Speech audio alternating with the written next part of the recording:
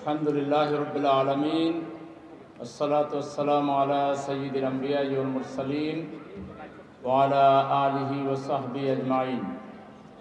বাংলাদেশের গণমানুষের প্রাণ প্রিয় শহীদি কাফেলা বাংলাদেশ জামাত ইসলামী ঢাকা মহানগরী উত্তরের অত্যন্ত গুরুত্বপূর্ণ একটি থানা তেজগাঁ দক্ষিণ থানা আয়োজিত আজকের ঐতিহাসিক কর্মী সম্মেলনের সংগ্রামী সভাপতি এবং অন্যান্য মহানগরী এবং থানার নেতৃবৃন্দ, প্রাণপ্রিয় সম্মানিত সুধীমণ্ডলী, সাংবাদিক বন্ধুগণ, প্রশাসনিক আইন শৃঙ্খলা কাজে নিয়োজিত প্রশাসনের বাইরা, সম্মানিত এলাকাবাসী, মাইকের আওয়াজ যে পর্যন্ত যাচ্ছে মা এবং বোনেরা এবং প্রাণপ্রিয় কর্মী ভাই সব, আমরা আল্লাহর শুকরিয়া আদায় করছি।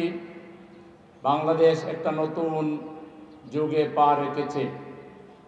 দীর্ঘ 53 বছরের বঞ্চনা, লাঞ্ছনা, অপমান, সুদ, ঘুষ, মদ, সন্ত্রাস, রাহাজানি এবং বিশেষ করে দুর্নীতির কবলে পড়ে বাংলাদেশ যখন খাদের কিনারে এসে দাঁড়িয়েছিল, ঠিক সেই মুহূর্তে এদেশের শিশু, কিশোর, তরুণ, যুবক, শ্রমিক, আবাল, বৃদ্ধ, বনিতা একটি বিশেষ স্লোগানকে সামনে রেখে জনগণের মনের ভাষায় তারা কথা বলেছে, স্লোগান দিয়েছে, আন্দোলন করেছে এবং এই আন্দোলনে এদেশের 18 কোটি মানুষের প্রায় সকলেই কোনো না কোনোভাবে এই আন্দোলনকে সমর্থন করেছে।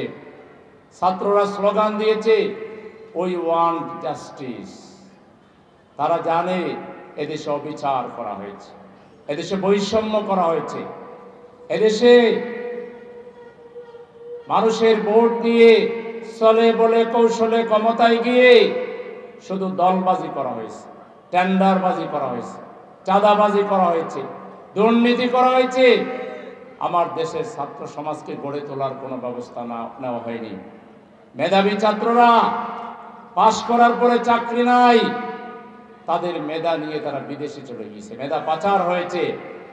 উদ্দেশ্য, দুর্নীতিবাজরা বাংলাদেশকে শাসন করবে। বিগত 53 বছরের শাসকরা বাংলাদেশের ছাত্র সমাজের সাথে অবিচার করেছে। আমার দেশের ছাত্ররা বিদেশ যেতে হতো না যদি এখানে ভালো প্রজেক্ট দেওয়া হতো, কাজ দেওয়া হতো। তারা বিদেশে, আমেরিকায়, লন্ডনে, পৃথিবীর দেশে দেশে বড় বড় তারা প্রজেক্ট চালাচ্ছে, আর সেই মেধাগুলো বিদেশের উন্নয়নের কাজে লাগছে, আমার দেশের উন্নতির কাজে লাগে নাই। আমাদের যুবকদেরকে নিয়ে কোনো পরিকল্পনা নাই, অথচ পৃথিবীর আপনি উন্নত দেশ যে কোনোটাতে যান, যুবকদের এত কাজ, তাদের আড্ডা দেওয়ার কোনো টাইম নাই। আর আমাদের দেশের যুবকদের কোনো কাজ নাই, শুধু আড্ডা আর আড্ডা। তারা রাস্তাঘাটে বসে আড্ডা দিতে দিতে শেষে মা বাবার জন্য একটা আতঙ্ক হয়ে দাঁড়ায়। এদের হাতে মদ তুলে দেয় একটা কুচক্রী মহল, ইয়াবা তুলে দেয়, গাঁজা তুলে দেয়, হিরোইন তুলে দেয়, অস্ত্র তুলে দেয় এবং তারা এর বিনিময়ে ক্ষমতাকে, নেতৃত্বকে পাকাপোক্ত করে। আজকে আমাদের শ্রমিকদের কোনো মূল্যায়ন নাই। শ্রমিকরা কিভাবে মানবতার জীবনযাপন করে, কিভাবে তারা তাদের একবেলা খাবার জোগাড় করতে গিয়ে শুধু খাবার হয়তো জোগাড় করতে পারে, তাদের পরনে কাপড় নেই, চিকিৎসার কোনো বন্দোবস্ত নেই, সন্তানদেরকে পড়ালেখা করাইতে পারে না। বহু গরিব মানুষ তার সন্তান বিক্রি পর্যন্ত করে দেয়। এই অবস্থা বিগত 53 বছর করা হয়েছে। আমাদের ছাত্ররা ধরতে পেরেছে আজকে কোন জায়গায় বৈষম্য করা হয়নি। পুলিশকে দলীয়ভাবে ব্যবহার করা হয়েছে, কিছু পুলিশকে হয়তো অবৈধ সুবিধা দেওয়া হয়েছে, কিন্তু সাধারণ পুলিশ সদস্যদের কি কোনো সুবিধা দেওয়া হয়েছে? এখনো সেই 18 সালের পুলিশ আইন দিয়ে বাংলাদেশ চলে। এখন কি 18 সাল চলতেছে? তাহলে বাংলাদেশে এমন একটা সেক্টর নাই যে সেক্টরটাকে নিয়ে কোনো একটা পরিকল্পনা নেওয়া হয়েছে, কাজ করা হয়েছে। শুধু ক্ষমতায় গেলে কিভাবে নিজের পরিবার, নিজের আত্মীয় স্বজন আর বিদেশে বেগম বাড়ি বানানো, বিদেশে টাকা পাচার করা, এই সব দুষ্ট চক্র বাংলাদেশের ক্ষমতা থেকে বিদায় নিয়েছে। ইনশাআল্লাহ বাংলাদেশে এরা আর কোনোদিন ক্ষমতার দ্বারে কাছেও আসতে পারবেন না। বাংলাদেশের জনগণ আগামী দিনে দুইটা ঘোষণা শুনে তারা ভোট দেবে। একটা হলো আমরা সংখ্যাগরিষ্ঠ মানুষ যে ঈমান পোষণ করি, যে আকীদা পোষণ করি, যে তাজিব তামাদ্দুন লালন করি, অর্থাৎ আমরা আল্লাহর আইনে বিশ্বাস করি এবং রাসূলের সুন্নাহর আলোকে চলতে চাই। আমরা সংখ্যাগরিষ্ঠ মানুষ বাংলাদেশে কোনো বাড়াটিয়া আদর্শ মানব রচিত তন্ত্রমন্ত্রের ভিত্তিতে বাংলাদেশ শাসন হোক, এটা কি আপনারা চান? কারা চান না?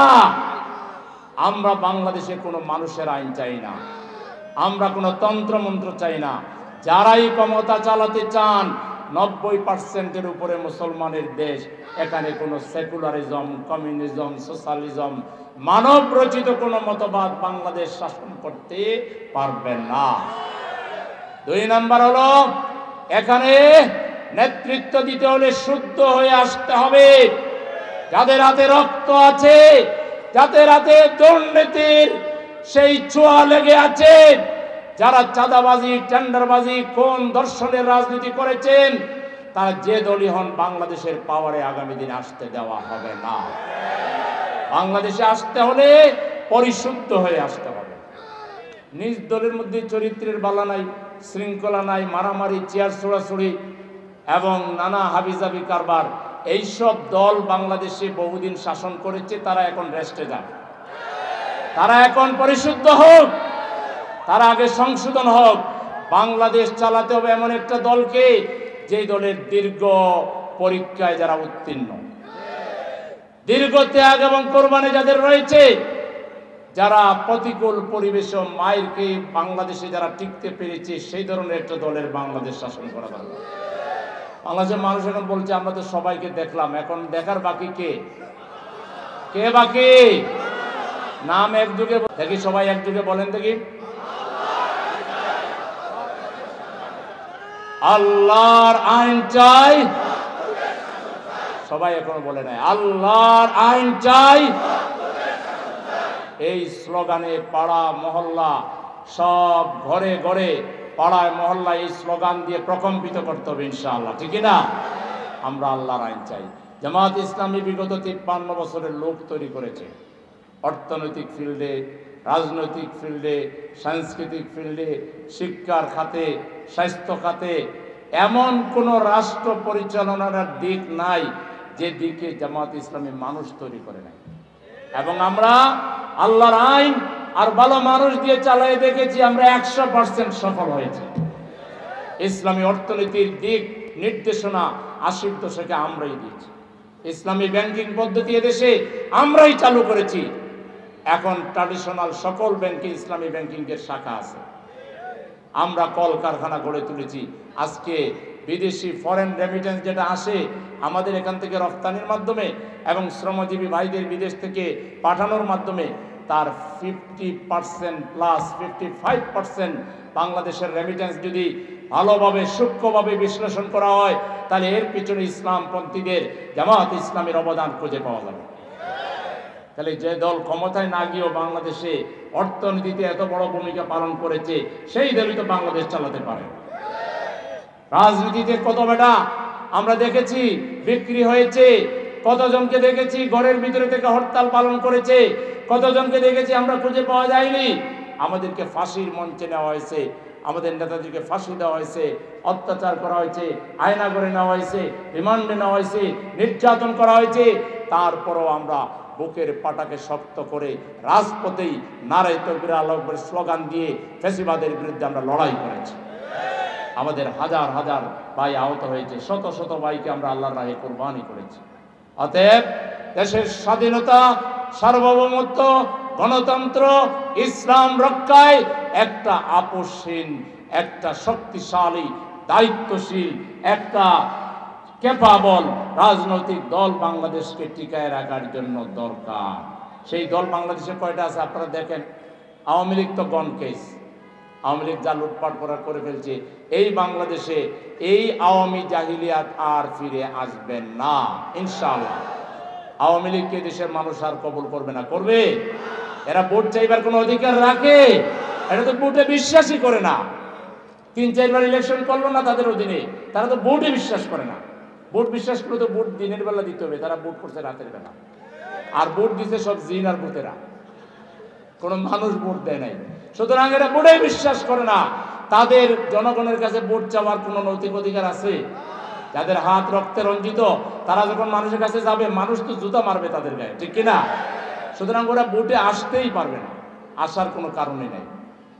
আর বাকি দল যা আছে সেগুলোকে এখন জনগণ কম্পেয়ার করুন, কাদেরকে দিয়ে বাংলাদেশকে রক্ষা করা যাবে, গণতন্ত্রকে রক্ষা করা যাবে, ইসলামকে মর্যাদা দেওয়া যাবে, আল্লাহ এবং তার রাসূলের মর্যাদা প্রতিষ্ঠা করা যাবে, সংখ্যাগরিষ্ঠ মানুষের আদর্শের ভিত্তিতে সবাইকে ঐক্যবদ্ধ রাখা যাবে। এটা ঠিক করতে হবে দেশের জনগণকে। আমরা জামাত ইসলামী ক্ষমতায় যাওয়ার জন্য লালায়িত না। আমরা ক্ষমতায় না গিয়েও বহু কাজ আমরা করতে পারি, পারি কিনা? কিন্তু ক্ষমতা দরকার দেশের জনগণের জন্য। আর কত এই দেশের জনগণ মায়ের খাবে, আর কত প্রতারিত হবে, আর কত আমার শ্রমিক ভাই রক্ত জড়াবে, আর কত আমাদের শিক্ষকরা ডিপ্রাইভ থাকবে। এই দেশে কোন ক্লাস আজকে বঞ্চিত নয়? সুতরাং সকল শ্রেণী পেশার মানুষকে মর্যাদার আসনে প্রতিষ্ঠিত করার জন্যে, যার যার পাওনা বুঝিয়ে দেওয়ার জন্যে একটা ইনক্লুসিভ রাষ্ট্র সমাজ, সবার মেধাকে যেখানে কাজে লাগানো হবে, মূল্যায়ন করা হবে। আমরা যদি আমাদের হাতে রাষ্ট্রের চালিকা শক্তি আসে, আমরা জনগণকে ডেকে ডেকে এই এলাকার জন্য যে উন্নয়ন ফান্ড আসবে, এলাকার জনগণকে ডেকে তাদের সহযোগিতা নিয়ে, পরামর্শ নিয়ে, এখানে যদি বাস্তবায়নের কোনো মেধাবী লোক থাকে, ইয়াং হোক, যুবক হোক কিংবা বৃদ্ধ হোক, তাদের মধ্যে যদি কোনো সেই ফিল্ডে কোনো এক্সপার্টিস থাকে, আমরা সেটাকে কাজে লাগাবো। রাষ্ট্র শুধু কয়েকজন মন্ত্রী আর এমপি চালাবে না, রাষ্ট্র চালাবে দেশের জনগণ ইনশাআল্লাহ। আমরা সেই ধরনের একটা ইনক্লুসিভ, আমরা যে রাষ্ট্রের স্বপ্ন দেখি, বাংলাদেশের বহু রাজনৈতিক দল এটার নামও জীবনে শুনে নাই। আমরা জাকাত ভিত্তিক অর্থনীতি চালু করব। সরকার সব ধনী ব্যক্তিদের তালিকা করে বাসায় গিয়ে সুন্দর করে জাকাত নিয়ে আসবে, আবার সব গরিবদের তালিকা করে সেই গরিব মানুষের বাসায় গিয়ে রাষ্ট্রের পক্ষ থেকে বিনয়বনতভাবে বলা হবে যে আপনি তো আমাদের রাষ্ট্রের নাগরিক, আপনাকে আমরা কিছু সহযোগিতা করতে চাই, বেয়াদবি যদি না নেন, মনে কষ্ট না নেন, তাহলে আপনার পাশে আমরা দাঁড়াইতে চাই। যাকে দেওয়া হবে সে তাকে আন্ডারমাইন করা হয়েছে এটা মনে করবে না, তার মর্যাদা রক্ষা করে তার পায়ে পড়ে রাষ্ট্র বলবে আপনাকে আমরা উঠাতে চাই, আপনি কি চান? তিনি বলবেন ঠিক আছে, আমাকে 5 লাখ টাকা দেন, আমি এইটাই শুধু চাই, আমি একটা শপ করব, আমার ছেলেকে একটা শপ দেব, অথবা একজনকে বিদেশ পাঠাবো, অথবা হালের বলদ কিনে দিব, অথবা শাকসবজি বাজার দিবে, আমরা তাকে টাকা দিয়ে দেবে। একবারই নিবে, একজন মানুষ একবারই জাকাত নিবে, দ্বিতীয়বার আর জাকাত নিতে হবে না। এরকম কর্জে হাসানা স্টাইলের আমরা ব্যাংক ফাউন্ডেশন গড়ে তুলব, কল্যাণ ফান্ড গড়ে তুলব, যে ফান্ড থেকে, যেমন এই এলাকায় একটা ফান্ড থাকবে ইঞ্জিনিয়ার নুমান আহমেদ সাহেবের মতো এইসব লোকদের নেতৃত্বে, এখানে যারা কর্জে হাসানা নিতে চায়, কর্জে হাসানা হলো সুদ দেওয়া লাগবে না। আপনি 3 লাখ টাকা নিলেন, সার্টেন টাইমে এই 3 লাখ টাকাই ফেরত দিলেন, আর যদি আপনি দিতে না পারেন সময় বাড়ায় নেবেন। তাহলে ধরেন একটা করে স্মার্ট কার্ড দিয়ে দেওয়া হবে, আপনি কার্ড পাঞ্চ করে 50,000 টাকা উঠে নিলেন, 1 লাখ টাকা উঠে নিলেন, 2 লাখ টাকা উঠে নিলেন। এটা জাকাত থেকে আসবে, কর্জে হাসানা ফান্ড থেকে আসবে, এটা রাষ্ট্রকেও কোথা থেকে দেওয়া লাগবে না, আর রাষ্ট্রের ফান্ড তো আছে।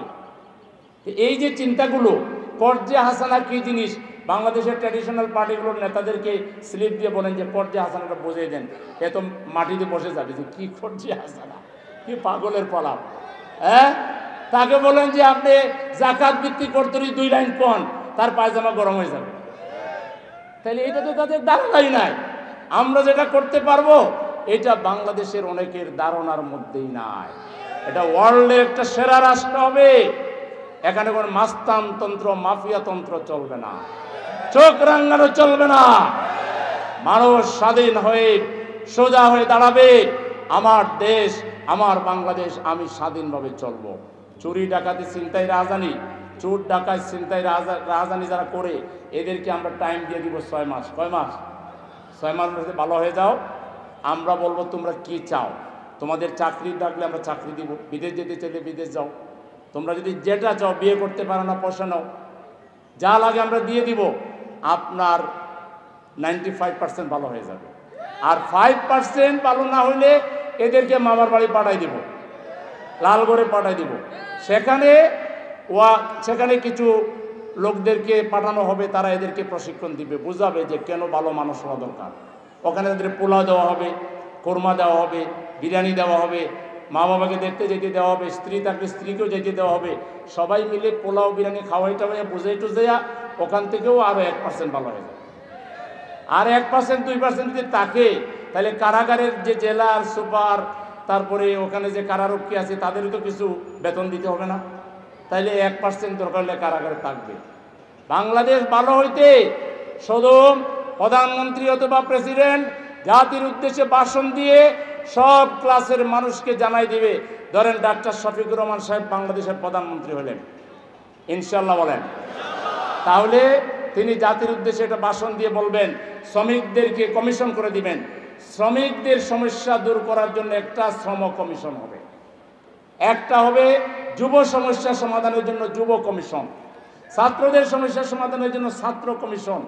এই কমিশন 6 মাস সময় লাগবে না, 3 মাসের মধ্যে রিপোর্ট দিবে, কার বেতন স্কেল কিভাবে হওয়া দরকার, কর্মক্ষেত্রে কার কি সুবিধা হওয়া দরকার, এগুলো 6 মাস 1 বছরের ভিতরে লাইন আপ হয়ে যাবে। এরপরে এই অনুযায়ী মানুষ তার সুবিধা পাবে। রাস্তায় মিছিল করার মতো কোনো টাইমও কারো থাকবে না, চিন্তাও কেউ করবে না। বাংলাদেশ হবে একটা সোনার বাংলাদেশ। এই বাংলাদেশ চান আপনারা? কে কে চান দেখি? চাইলে পাও।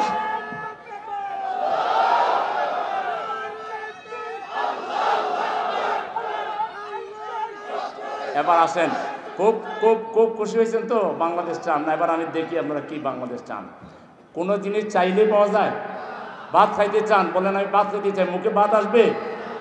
ভাত টেবিলে আনা লাগবে, প্লেট ধোয়া লাগবে, হাত ধোয়া লাগবে, তরি তরকারি মাখানো লাগবে, তারপরে খাইতে হবে, ঠিক কিনা? সতর্কভাবে খাইতে হবে যাতে কাপড় আবার পরে না যায়। তাইলে এই বাংলাদেশ কায়েম করতে হলে 1 নাম্বার লাগবে আপনাদের মজবুত ইচ্ছা শক্তি, পেরেশানি, আপনাদের ত্যাগ এবং কোরবানি। আপনাদেরকে বড় মনের অধিকারী হইতে হবে, উদার হইতে হবে, বাংলাদেশের আপামর মানুষকে ভালোবাসতে হবে। আপনার মা বাবাকে যেভাবে ভালোবাসেন, আপনার স্ত্রীকে যেভাবে ভালোবাসেন, আপনার ছেলেকে মেয়েকে যেভাবে ভালোবাসেন, শ্বশুর শাশুড়িকে যেভাবে ভালোবাসেন, বাংলাদেশের প্রত্যেকটা নাগরিককে সেইভাবে ভালোবাসতে হবে, হৃদয়ে জায়গা দিতে হবে। রাজি আছেন? ভালোবাসবেন কি? গৌরব বসে বুঝি বলেন যে আমি মানুষকে ভালোবাসি, আমি মানুষকে ভালোবাসা হবে? মানুষের ঘরে ঘরে যেতে হবে, বস্তি থেকে শিল্পপতি পর্যন্ত প্রত্যেকটা ঘরে গিয়ে নক করতে হবে, কলিং বেল টিপতে হবে। আসসালামু আলাইকুম, আমরা জামাত ইসলামীর পক্ষ থেকে আসছি। জামাত ইসলামীর আমিরের বক্তব্য লিফলেট দিতে হবে, তারপরে বসতে হবে ঘরে, শুনতে হবে ওনার ব্যথা বেদনার কথা, ওনার কষ্টের কথা, অসুবিধার কথা, সেটা নোট করে নিয়ে আসতে হবে, কোন ওয়ার্ডের কোন সেন্টারের। তারপর সেগুলো আইসা নিজেরা বৈশা পরামর্শ করে কোনটা কোনটা কিভাবে সমাধান করা যায়। মানুষের প্রত্যেকটা সমস্যার সমাধানের দায়িত্ব এখন থেকে জামাতের কর্মীদেরকে নিতে হবে। এত টাইম কি আপনাদের আছে? ব্যবসা করবেন, চাকরি করবেন, ছেলে মেয়ে বিয়ে দিবেন, পড়ালেখা করাইবেন, সামাজিক কাজ করবেন, আরও কত কাজ। মানুষকে ভালোবেসে মানুষের সমস্যা সমাধানের জন্য এত টাইম আপনাদের আছে? তাইলে কিভাবে হবে? এখন থেকে প্রত্যেকটা মানুষকে সালাম দিব, বুকে জড়াই ধরব, আর তাদের সুবিধা অসুবিধার কথা শুনব, তাদের স্বপ্নের কথা শুনব, তাদের আনন্দের কথা শুনব, আনন্দে আমরা আনন্দিত হব, তাদের ব্যথা এবং দুঃখ কষ্টের কথা শুনবো, বঞ্চনার কথা শুনবো, আর সেগুলো সমাধান দেওয়ার জন্য আমরা দায়িত্ব নিব। রাজি আছেন? নিজের যদি সামর্থ্য থাকে পকেট থেকে আশপাশে ড্রাইভারদেরকে, পিয়নদেরকে, বিভিন্ন মিসকিন এতিম আশেপাশে মানুষ, তাদেরকে খাওয়াবেন বেশি করে, ঠিক আছে? বেশি করে খাওয়াবেন। আর কারো যদি অর্থের অভাবে ঘরে খাবার না থাকে, কয়েকজন মিলে সেই খাবার পরিবেশনের ব্যবস্থা করবেন। কারো মেয়ে বিয়ে দিতে না পারলে মেয়ে বিয়ে দেওয়ার দায়িত্ব নেবেন। কোনো বিধবা নারী যদি তার কেউ না থাকে তার পুরো দায়িত্ব নেবেন। কোনো সিনিয়র সিটিজেন টাকা পয়সা আছে কিন্তু ডাক্তারে যাওয়ার তার সামর্থ্য নাই, কেউ নিয়ে যাওয়ার লোক নাই, তার চিকিৎসার ব্যবস্থা করবেন। এইভাবে এই সমাজের সকল শ্রেণী পেশার মানুষকে এখন থেকে আমরা মূল্যায়ন করব, সম্মান করব। কোনো হ্যাডম দেখাবো না, রাগ দেখাবো না, গুসা দেখাবো না, অহংকারী মনোভাব দেখাবো না, বোঝাবো না যে আমরা বোধহয় খুব পাওয়ারের কাছাকাছি চলে আসছি কিংবা পাওয়ারে চলে যাচ্ছি। পাওয়ারে চলে গেলেও আমরা জনগণের সেবক হয়ে কাজ করব। এরকম একটা দৃশ্য বাংলাদেশের জনগণকে, তেজগাঁর জনগণকে এই যারা কর্মীরা আছেন তারা দেখাতে রাজি আছেন। জাকাত কালেকশনের জন্য চেষ্টা করে জাকাতটা আরেকজনকে দিয়ে তাকে সহযোগিতা করব। আর সামনে আমাদের নির্বাচনী ফান্ডে আমরা দলীয় কর্মীরা দিব ইনশাআল্লাহ, নাকি? তারপরে আমরা আমাদের এই যে মামলা মোকদ্দমা সব পরিস্থিতি মোকাবেলার জন্য আমরা যে এককালীন সহযোগিতা নেই, সেখানে আমরা সহযোগিতা করব। আমাদের অফিস আদালত অনেক কিছু দরকার। এই ফেসিবাদী সরকারের আমলে আমরা মানুষের ঘরে ঘরে গিয়ে বিভিন্ন কাজ করেছি, এখন আমাদের নিজেদের অফিস দরকার আছে কিনা? তো এইসব কাজে অন্য দলের লোকেরা আগাই আসবে, আমাদেরকে আগাই আসতে হবে জাকাত কালেকশন করার জন্য। তারপরে আমাদের বিভিন্ন বিষয়গুলো মিট আপ করার জন্যে যে ধরনের সাহায্য সহযোগিতা করা লাগে সেই সাহায্য সহযোগিতা করার জন্য আপনারা কি তৈরি আছেন? করবেন ইনশাআল্লাহ, নাকি? আপনারা করবেন। অন্য সহযোগী বন্ধু বান্ধব শুভাকাঙ্ক্ষী যারা, তাদের কাছ থেকেও সহযোগিতা নিয়ে আমাদের এই আন্দোলনকে অর্থনৈতিকভাবেও শক্তিশালী করতে হবে, কারণ আমাদের আন্দোলন আমরাই চালাই। এটাই একমাত্র পার্টি বাংলাদেশে যে পার্টি করে এই পার্টিকে তাকে আরো সাহায্য করতে হয়, এই পার্টি থেকে কিছু পাওয়া যায় না। আমরা কাজ করি কিসের জন্য? আখিরাতের জন্য, আল্লাহর সন্তুষ্টির জন্য।